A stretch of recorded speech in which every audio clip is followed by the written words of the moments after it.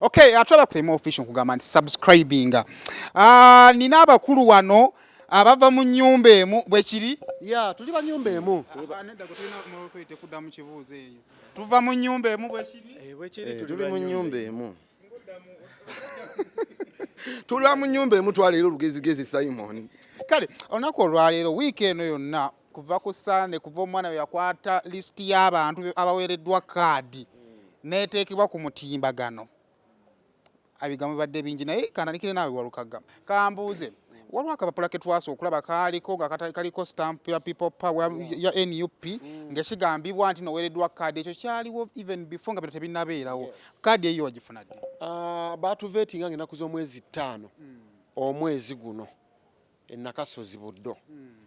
Bamala otuveetinga buli yayitamu baamuwa akapapula ako okulaga nti gwe okoze eki gw'owangudde baani banno.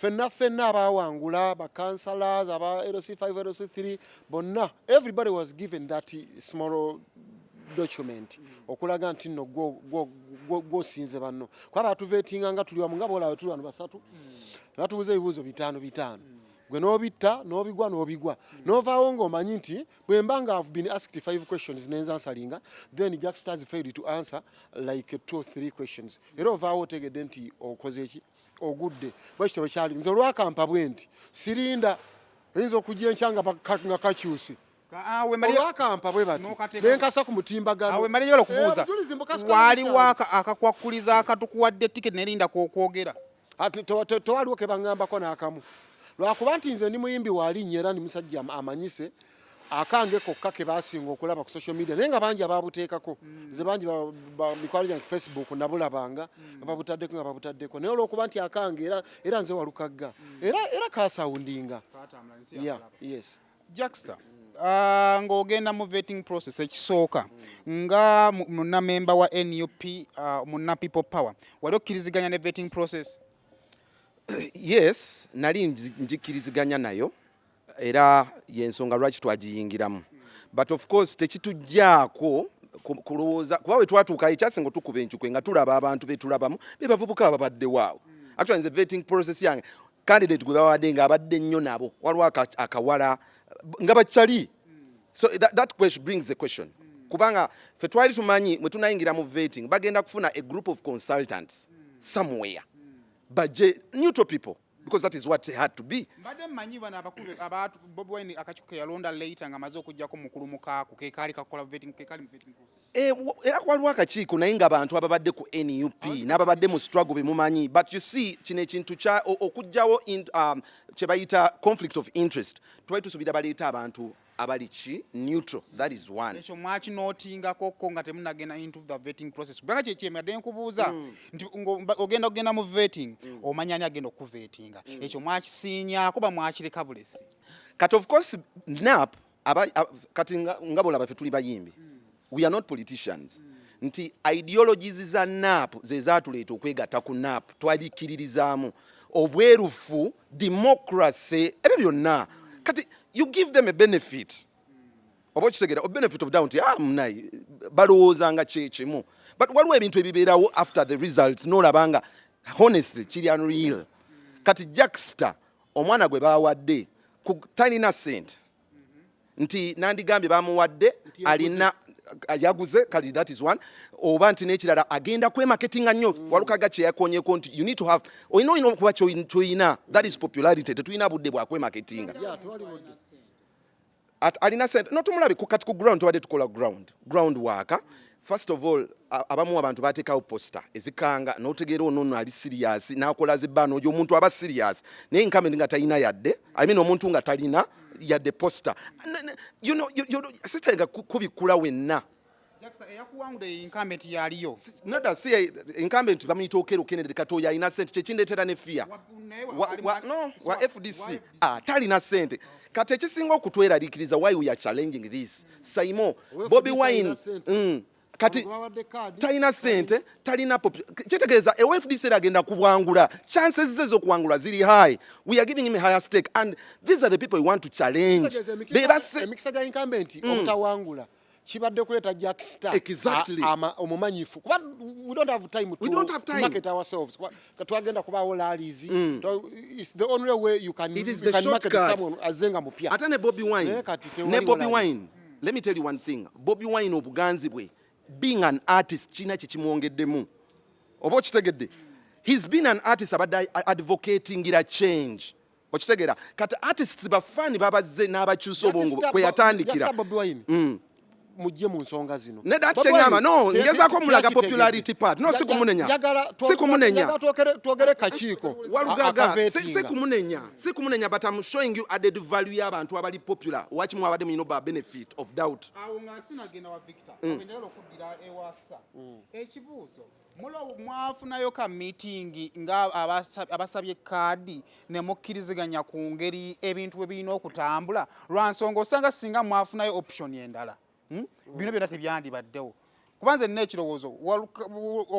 ono baagala kaadi gwoba teweeronze ani gwolonda ne muvaawo nga mwenna mukkiriziganyiza kankiddemu baatuwa chance ne bagamba musooke mutuule nga mmwe abacompetinga ku kaadi emu musooke mwogere ng'abantu era for us we did it twali basatu ne tutuula ne twogera naye ne tugaana okukkaanya nga buli omu agamba I'm stronger than you so ne tugenda mu vetting naye nga mwaba batuvetinga nti mwalimu ab'oku kyalo naye nga tebeesimbyewo waba nti bwe baali babuuzaako nti ono ali atya kyesimanyi obewa Jack Star kwaliko abantu nga babiri ab'oku kitundu abaludde mu politics nga bali neutral ate nga tebesimbyewo ate nga abantu bakulu kati nga bali ku pane eyo baali ng'abantu 10 naye nga kuliko n'abavudde ku kitebe then ne bakubaganya ebirowoozo era batubuuzanga ebibuuzo nga buli omu teri yagenda ng'amanyi kibuuzo kye bagenda mubuuza oli akubuuza ekibuuzo naga Trump yasooka kwagala muwalaki n'otuyana kaswengedeko wavita kamenyo katono najerabire genda kundeetera problem walukaga kyobadde ogamba we have not attacked BobiWine okuleeta BobiWine na this example kyembadde ngezaako leeta kikino BobiWine obuganzi bwe njagala abantu ba appreciating artists baleme tussa wansi mwalimu the nature of art nti akozeseza art okufuna obuganzi obwo so we yayagwera politics people bali basobola okukola ki omufronting there and then kati ffe tukozeseza nnyo art advocating ira change okitegedde so it is an added burden nti abantu tebalina kibuusa maaso kamenyo simanyi bbanga kiri omaze nga oyagala okufuuka wasuka kwagala kubeera MP emabegakawo ne tukulaba nga ogenze wakawalya ne tulowooza ne tutwalibwa nti okkiriziganyiza ne kawalya omulekedde ekintu ekyo mwakikola on a personal basis oba mwakikola mu kibiina level ya kibiina kawalya Abubeka yalina ebigendererwa bye bimu ng'ebyange ate ng'omuntu era olaba omuntu alina potential ey'amaanyi yes nga nsingako ka mileage ngamba kawalya ono kituufu ajja kujjayo kasibante kitegeera nenzikiriziganya naye kubanga twali bakisinde kyekimu ngamba engeri gye mbadde road councillor ku 5 kati gwebera road councillor wa 5 nze kangenda ate kubwe mupi era netukiriziganya bulungi twatula nawo ku state hall ko era nebifana ku office ye so ekyo ne kigwa bulungi sikaneeyo abakulu mu NUP bakitekeerako no tebalina kukimanyako kuba kati kasita fe tusotingire bali kasita mubeera n'ebigendererwa bye bimu ene twelondako omu negamba kati nze amanyi gange gonna kangase ku kawalya mpagire kawalya okitegeera yes kikola kimanyako nti nno omwana gwe bawadde kaadi eyawa kansala ye yasookera ddala okusaba kaadi eyo nga NUP ekyali mu people power wakimanyako eyo omuntu gwe bawadde kaadi ye secretary wakakiiko k'ebyokulonda mu NUP bamuyita Keeza Jeremiah si gwe bagiwadde eyabbye kaadi twagenda ffenna ku vetting ekasubi awansi ekasubi ku twins ye teyalina mu vetting kuba yali akimanya agenda kugiwangula bwebwo obutali bwenkanya bwe ndi mu kwogerako okitegeera so ogenda okwekanga nga kamenyo omuntu ali ku vetting team tasobola kuwangula kaadi kubanga ajja kweronda sobola kwesimbawo naawe ng'ate gwali kakiiko oba ogenda gwalondesa Onshegeera. ebibuuzo byennyini ebyo tebisobola ne biba biva walala. Omuntu oyo teyayita na mateeka. Omuntu oyo yafutyanka ebintu kyova teyakuba na bipande era abantu b'Ekasubi bonna beewunyiza nnyo era essubi lyabaweddemu abasinga obungi ate nga nze nkimanyi si kituufu ate ne pulezidenti waffe tabiriimu tabimanyi nabbimanyi era wakimanya kimuyisa bubi nnyo kubanga ye kennyini nze mugoberera nnyo era mpaddeyo buli kimu ekyange ku lw'enkyukakyuka kuba ayina n'ebigambo byayimba for example mu buyimba bwe obw'enjawulo n'agamba obeeranga mwesimbu ebikyamu bigaane ebituufu byoba osomesanga abalala okitegeera so wadde ndi wa NUP wadde ndi wa NUP sigenda kulaba kikyamu kimenya tteeka kimenya demokrasi gwe tulwanirira tujjako atali wa demokrasi ne tuyingizawo demokrasi ate ndabe ng'akola ekikyamu ate owaffe mwennyini munda banina okusitukiramu n'enkirwanirisa. Sa ekibuuzo ekisooka kyengenda okubuuza ffenna wawangudde kaadi ogirina ogenda kwesimba ku tiketi ya NUP okkiriza nti wamaddemu abaddemu ebirumira? Of course tebisobola kubulamu nga bw'omanyi ku bantu nti nno ng'omuntu tosobola kukola 100 ku 100 ekyo nkikkiriza naye ate waakiri ogezaako n'ofuna waakiri n'okola 7 oba ku 100 n'otakola 4 ku 100 oba okoze bubi nnyo nze kyendowooza ensonga ya Victor Kamenyo nti ogiwulira ng'ensonga erimu eggumba nti gwe yabadde yeesimbyewo naye ate yabadde ku kakiiko akaveetinga nga tasobola buteeyagaliza yabadde naye akola ki yeeyagaliza kati ffe waffe eri waliwo omba muyita Ssennyonjo ekyengera yeesimbe ku 5 kuba kansala yaliko ku vetting gundi eyo ku pano naye ye yali unopposite wali wamuvuganya ne tulaba nti era twageza complaininga n'agamba nze tewali akola ki nga ye akwalifying okubeera ku kakiiko naye bw'obanga olina ate akuvuganya si kya bugunju nze ekituli sina katuli ndaba gutuli gunene gutuli gunene gulumira nnyo kyendowooza nti era ku petition ye manyi nti bajja kugirowoozaako ne Jackstar atubeereddewo nnyo ayeewo nnyo omubiri okubeera nti nno omanyi seba omuntu oweeri gwe ganda ngo bafollowing abantu abasinga bava ku mativi n'amaradio bawangula nnyo kubanga Jackstar abeera ku TV bonna nga bamulaba bali wali n'oli ayina genda agamba abantu nze gundi ngenda kukola kino n'enjogera yokka n'amunyumira obunyumira entertainment n'agamba nti Jackstar nze abavubuka bonna zemekera abavubuka bonna balina okuwa Jackstar kuba myaka gye bagamba waayo sajja kankubira ekintu akakuwa nga talowooza na ku kiki ogenda kukola bikutawaanirako eyo naye gw'osooka n'omuwa kaadi tunoonya abantu bali electable abalondeka ono alina electability bweyesimbawo bwati buli omu amumanyi omuntu omumanyifu yalondeka obyobufuzi ng'onoowangula osooka kumanyika. Jackstar NUP ojagala kwenkanawa?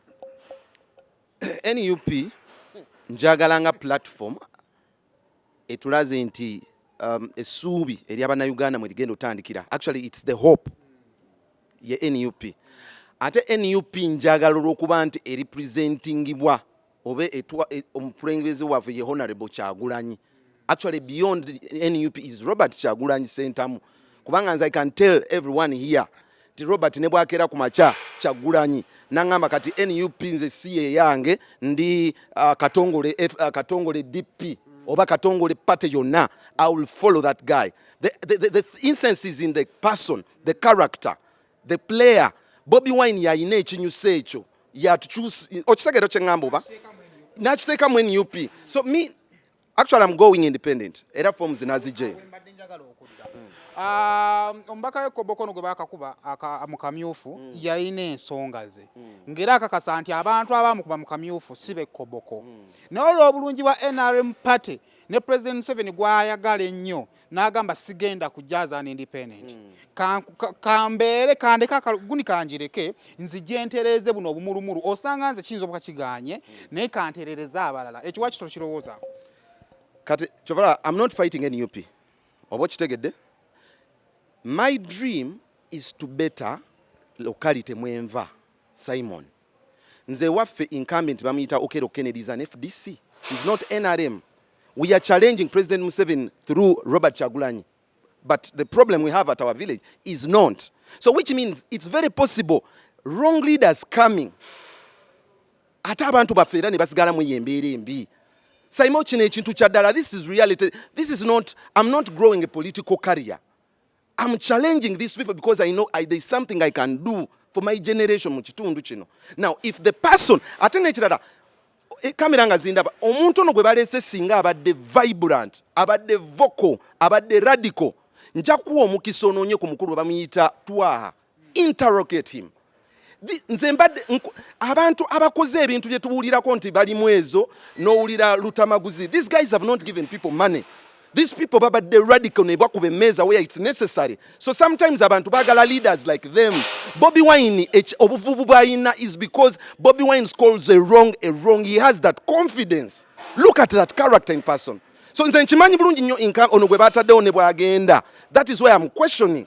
Nze ndandirekedde NUP omwana ono agende, but ne bwe ngenda okumuwangula chances nazibazeemu nga nnyingi. Nze bwe nali nkola ground research mu bantu nga tuyita mu bantu gye twayita consultation, abantu bano twafunanga contacts. We sat down with my team ne tukubira over a sample abantu nga 2 nga tubabuza naye basimye gundi naye tubadde tugenda mufubuti kiri kitya. I can give even no Jackson tuyambe awe nkugambira bw'oba okkiriza ng'olina amaanyi nga NUP ogyagala nga BobiWine asonze n'agamba nti NUP mwe tugenda okuyita okutuuka mu nsi ensuubize, lwaki Jackson atadde emabega gwe baalonze n'omwagira n'ayitamu nodde emabega mu kibiina ekyammwe ne mutereeza? The candidate I challenge him, bro. Nze me I'm anti-partisan. Ekintu kino, me I started this revolution before NUP. NUP is 3 months. A dream I fought for 3 years. A dream of not just getting in office just because waliwo amaanyi ga NUP. There are people who are going in this office under the influence of NUP. This is what we want to stop. Tolooza ati yali nsobye okugenda okusaba kaadi y'ekibiina? No. By the way, me I'm challenging this. Ne bwe nzija ku independent, I will win this, I will subscribe to NUP. I'm challenging the personality. Kamenyo nga tumaliriza. Olowooza teyali excitement y'abayimbi Mathias Wabukaga n'alaba nga BobiWine avuddeyo lwakuba naye yali ayimbye ku by'obufuzi n'agamba kankole bw'ati soke mugambe waki mwe kati kankubuuze olw'okubanga abakube ennyimba batuyita badongo, mulowooza tuli badongo? Tetuli badongo, tuli badongo, tuli balabufu nnyo. Ensonga lwaki abayimbi we are vehicles of human emotions. Ebisinga okubakwata ku mitima bye tuyimbako, Walukaga n'ayimba bakoowu n'ogamba kituufu banaye tukooye, akozeseza amagezi ag'enjawulo, abalala tebabisobola. So abantu abo banjawo, ate naffe ng'abayimbi we are part baligabana ebya naffe ng'abayimbi tuli bantu nga ggwe, tuli bantu ng'abalala bonna abatulaba eyo, tunyigirizibwa kyekimu, okitegeera. Tunyigirizibwa nga ggwe, naffe tulina right okwesimbawo, si kubanga BobiWine yeesimbyewo, okitegeera. Ayinza okuba tuwadde moral okwesimbawo, naye naffe tuli. Ate n'ekirala nga nva waggulu, njagala va waggulu nga ngamba bwe nti nze nga Kamenyo, omuntu aneesimbyeko, singa NUP eze neyapointing omuntu aneesimbyeko, mu butuufu ng'ali qualified, nga tali mu kumenya mateeka, nandibadde mugoberera nze ne standing down. Nandibadde mugoberera nze ne standing down. Naye omuntu oyo tagoberedde democracy, ate nga tuli mu kufightinga for democracy. Twagala equal opportunities eza buli muntu yenna. So omuntu waava eri nga atali kakiiko, ate tuba tulaga sayini ki, naffe tubeera toyisiza era nga ate bali, okitegeera. Yes, so excitement gye badde yogerako. Kati kankubuulire, ekintu kyonna buli ekitandikawo ne kiba n'amaanyi, kibaako akitandika, abalala ne bakola ki? Buli kyolaba ekikulaakulana. Kati era si nsobi y'abagoberera BobiWine, naye tubanga twagoberera BobiWine yalina okitandika tukole ki? Kuba singa teyatandika buli kyowulira kyonna kyatandikibwa omuntu omu ne kikola ki? N'oluyimba olutandika bw'omwogoloko ng'ofunye abawagizi. Ekirala, nze sebo nyimbye ennyimba 19 for the last 15 years eziri political. Ulira nga ziri political. Bakowu parliamenti yaffe, ssentebe w'ekizinga, singa nali president, twagala alipoota, liifari, kati nganze nkulaze indicator. Mulimu muffe, naye kati kye tubadde tunoonya mbudde buno nti ani NUP okutereera mu maaso mu budde buno tewannabaawo solution ya kugitereeza wabula kati mbudde buno tunoonya ani awangula then bw'omala okuwangula tulyoke tunoonye bwekola ki ko tosobola kutereeza ng'ate towangudde si kyekiriwo tunoonya kati ani awangula ku nsonga nga sina katono nnyo Saimo omulembe gwe Uganda emyaka Uganda bwe yali efuna independence kano nkontera nnyo kwogera tolindako twali abazungu bakwasa abantu abalina political knowledge ng'olina okumanya politics then wajja omulembe ogwa military abantu ne bajja ne balaba nga ne balwana President Museveni ne balwanirira it was a military regime gye tubaddemu. Now this generation has come emulembe guno gwa art. It's not coincidence that BobiWine has risen like a phoenix. It's not coincidence. So abantu already abayimbi babadde babanenya nga bagamba naye bannaye BobiWine ayimuse mu abayimbi musigadde muyina omululu temuyina kye mukozeewo kati ate bayimuse balina kye bakozeewo ate mubazza wansi ate n'ekirala kyenjagala okugamba bannayuganda mu NUP problem yabaddewo bagenze ne bawa bapolitiko agamaye ebifo ate nga President Museveni abamu bano bapolitiko agamaye abadde abamanyiridde abantu basinga okutya kati be bayimbi artists use artists tabamanyi kye balowooza tulina enkizo nnyo ku mulembe guno era we are his biggest fear so whenever you selecting him President Museveni oli kwongeramu ebbeetu kubanga bino ate be mumuleetedde ababaddemu amanyi obbacanga ne bano ba artist abalemesa we mubagoba tumalirize mwena mwena wafunye kaadi tebafunye kaadi basaba kusaba ku ssente tewaliwo muntu yansabadde siringi olukumi era baba kuzinsaba nze nga bw'omanyi nali ntandikirawo ekituufu ekya ssente bawaayiriza ate ani yandinsabye ssente tebandinsabye ssente kubanga yali agenda okuwangula ye yali yeemanyi yali agenda okunsaba ate ekitegeera petitioni yange tesobola kubutayitamu kankule lwaki ensonga lwaki tesobola kuyitamu omuntu eyanfutyanse teyakozeseza democracy ng'ate amanyi ekyokukola ekituufu ky'alina okukola tomuntu ali kakiiko talina kwesimbawo teeka liwe ligamba kati bw'aba ayiseemu kiba kitegeeza nange kubanga nze nkimanyi bulungi nnyo ekibiina ky'engomero era ky'amazima n'abwenkanya tasobola kuyita musimba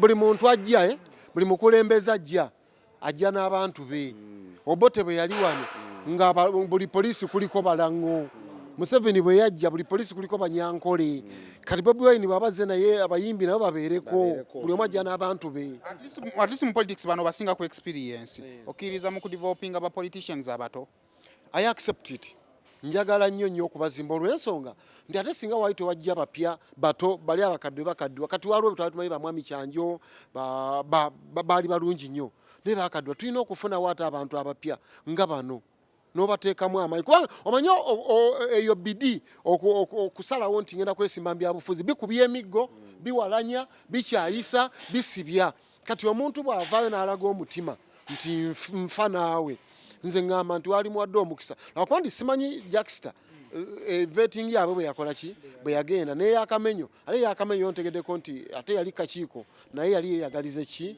yeyagaliza ekifo naye ekigendererwa kyono okujja Jackster tekyali kyakujja abeere mabega wa muntu era singa kiyali ayagala teyali esimbyewo yali wagidde muwagire mukweyagaliza Saimo official ko obeera subscribing ku mukutu